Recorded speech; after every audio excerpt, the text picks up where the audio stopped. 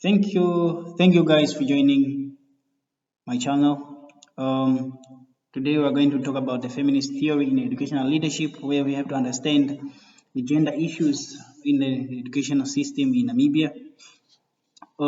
Before that, let's just go straight to the discussion or to the topic of today. So before that, let's just first look at the backgrounds of feminist, what happened, this term feminist came into place, and how and who by who, something like. So it's actually to some studies, according to some studies, indicate that feminist theory was actually believed to be developed by Mary Wollstonecraft during her work in the early 1792s, where she justified the rights of women in participating in leadership positions. So since then, there has been a, an increase or a mountain climb in terms of how it has been portrayed or how it's been used. So first let's find out, or second let's just find out what is a feminist theory actually, or what is feminist. A feminist, according to an article by Verity 2023, he defined the term feminist as the theory and movements for women's rights and liberation, which does argue that modern society treat women unfairly and favor men's interests and their perspective.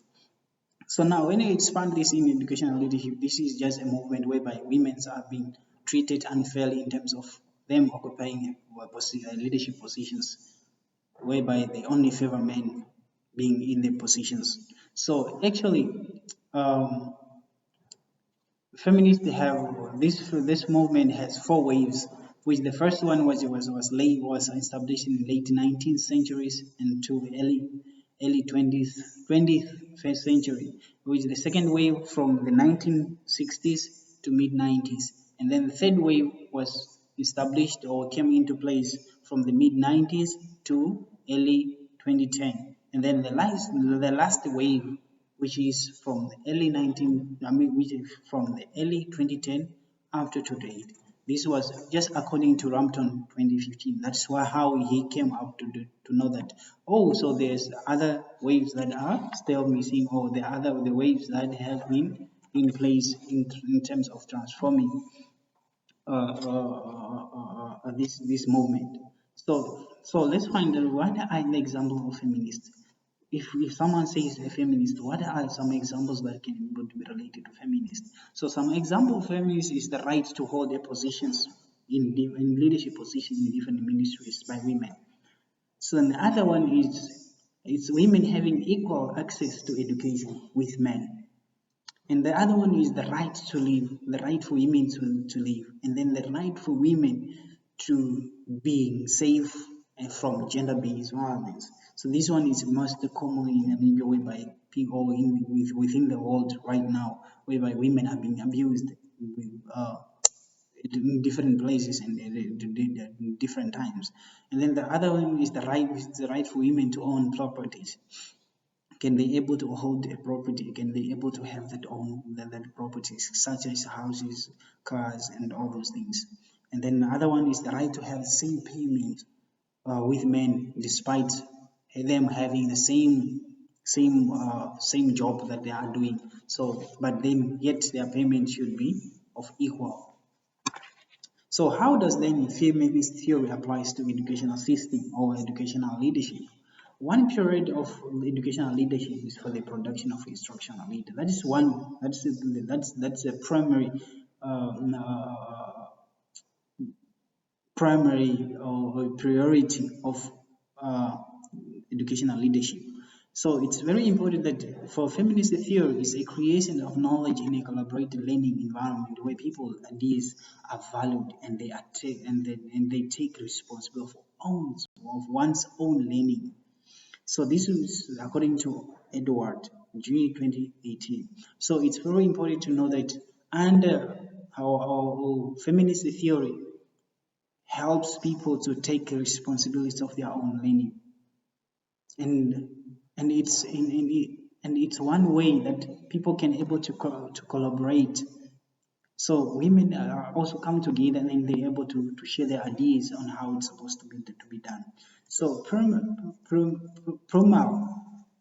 noted that women in education leaders continues to ensure that teaching and learning remains a central focus of the realms of educational enterprises. So it's very important to know that women have also are able to lead and able to put things in order. So the challenges facing feminists. What are the challenges that are facing feminists? First challenge is poverty. So the second one is pregnancy discrimination. They have been discriminated due to their pregnancy. And then the other one is violence against women. This, like I explained. And then other one is online harassment, how women are being harassed online, be it on the internet such as Facebook, WhatsApp, and all those social medias, and then the gender. So all those all these factors are the influence or the challenges that feminist is facing with. So how can we then compare feminist to masculinist leadership approach? So according to Down 2018, emphasized that the study of masculinity was inspired by the feminist theory in exploring the constructions of masculinity and to question the real existence of men. So the process of masculinity favors men over women in terms of holding a position or holding a leadership position, while feminist tries to equal the equation by granting women the same opportunities that men are having in terms of leading or on organizations. So it makes women be able or capable of leading in a society or an organization. So feminists see women as capable and are able to be instructor leadership and not just men only. So how does it fit then? How does the feminist fit in Namibian context? According to Amadilla 2011, acknowledged that Namibia has done well in terms of enrolling a boy and a boy child in education.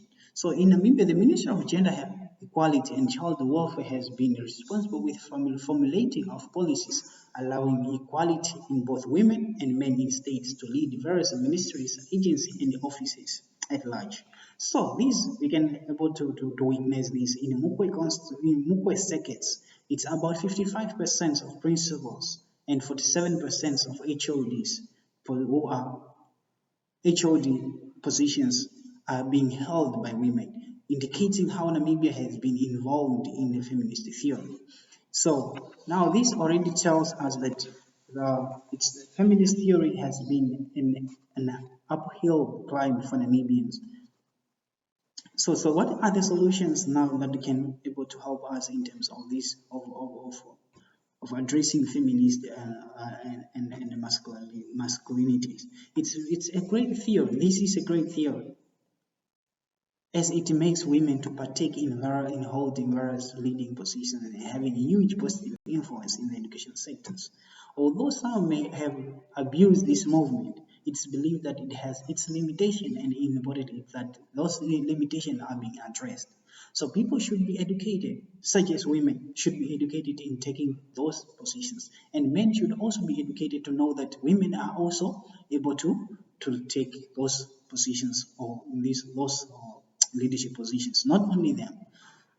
So for it also gives others the motivations that it's not only that men can able to lead, but the women also can lead. So that motivation inspires others, that movement can able to inspire others. So that we have come to the end of this presentation, although it was short. So if you want, um, you just click so that it gives me much more energy or much more courage to make sure that I create other content. So please like and share this video. Thank you for listening.